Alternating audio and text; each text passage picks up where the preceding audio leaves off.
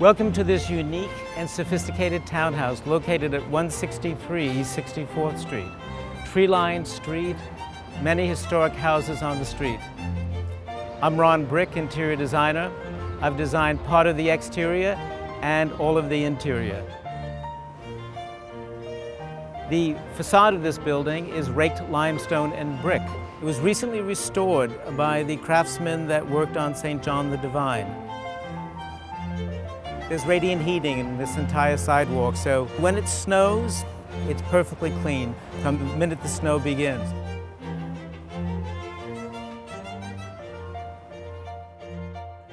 Entering the house, you come into the marble entry hall, which has hand-painted Chinese panels on the walls. The elevator is approximately a 3-person elevator. The floor is an inlaid floor.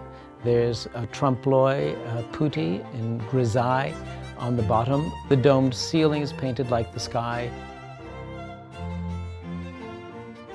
Entering the second entry hall, there's a place to sit down in a very elegant setting and wait. On the way to the kitchen, there are 3 silver and china closets, quite large. Downstairs, the basement contains a 300-bottle wine cellar, a large cedar closet, and numerous storage areas. The kitchen contains 2 sub-zeros. There is an industrial range and a pair of double ovens. Coming up the staircase, the second floor foyer is the introduction to the luxury of the rest of the house. The grand Russian-style chandelier is a pivotal point in the room, and the niche, which is mirrored, increases the size of the space, creates a point to go into. It is also reflecting the staircase, which I think is quite nice. The living room here is called the music room. The owner is a musician and songwriter and had a brilliant sound system built for the entire second floor of this house.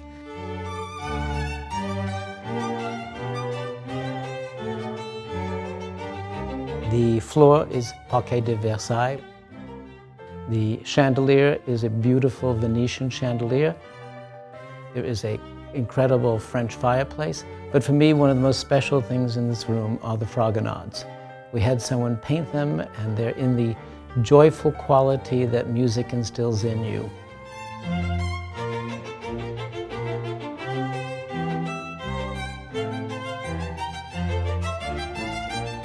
The bar is one of the favorite spaces in the house of mine. There's a lot of excitement in what's in this space. I particularly like the north wind in the lalique-like ceiling, blowing the clouds away so that you can see the universe from the stars. During the day, there's a skylight, so you get natural light coming through that. In the evening, there is artificial light so that you still have the skylight effect on it. The semicircular inlaid floor that was created by Stephen Puzzi, I think echoes the shapes of the bar and the ceiling. I also really like the 3-inch thick marble top. I think it's impressive. A toy of mine is what I call the child's window, that children of the household can watch the party going on from the little octagonal window on the staircase. That staircase also leads to either a private living quarters or a great office space. The dining room, I think, has a truly magnificent French chandelier. It's quite a big piece. The view through the window at lunchtime, you look out into a garden of trees, so you see gardens from the dining room window. I think this library is one of the most inviting and welcoming spaces in the house. It's always nice to walk into it. The paneling is from 1870. It's been restored and French polished. There are 2 favorite things of mine in this room. One is the exterior, looking out on the street, seeing the plants and the trees, and I think that's quite nice. And the other is this bronze chandelier above my head, which is 400 pounds, 19th century French chandelier with mermaids supporting the lights. It's really quite spectacular. There's a lot of beautiful detail in the woodworking here. There is a wood-burning fireplace which has a inducer fan, as all the fireplaces in the house have.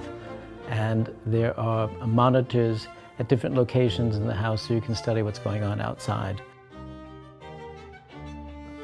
As you come to the third floor, there are two guest bedrooms. One faces the street. It's the most elegant. It is the largest.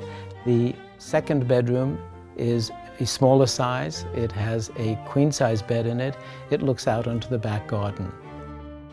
The exceptionally high ceilings throughout the house instill a feeling of extraordinary elegance and space.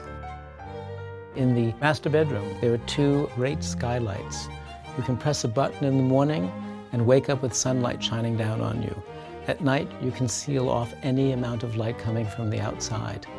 Great views, again, of the street. There is a wood-burning fireplace up here. The security system is on the television upstairs in this room. And there are two large mahogany cabinets that are built in. One contains the audiovisuals, and the other contains clothing. This bedroom has a large bathroom containing a shower and steam and a jacuzzi. And across the hall you come upon another bedroom, which makes it the fifth bedroom in the house. Presently an office. It has a bathroom attached to it. You walk down a corridor to the roof terrace. Not only do we have the plantings that surround this terrace, the terrace is surrounded by gardens. So if you walk up to any opening, you're viewing another garden. You have the tops of the trees, you have the trees that are down in the gardens. It really is a special place to sit. The mirrored arch is to repeat the arches around the other walls and create a hole in the fourth wall. It's just a beautiful place to be, day or night. In the future, 1,400 square feet can be added on the roof, and then a terrace put on top of that. If 1,100 feet is added on the roof, then the present terrace can be enclosed as a solarium. It's a lot of options for someone in this house.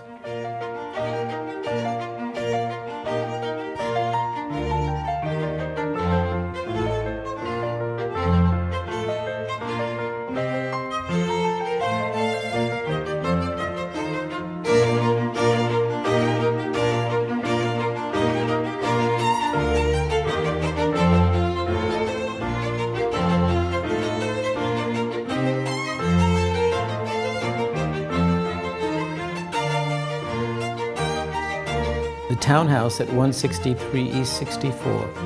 It's just an idyllic place in New York City.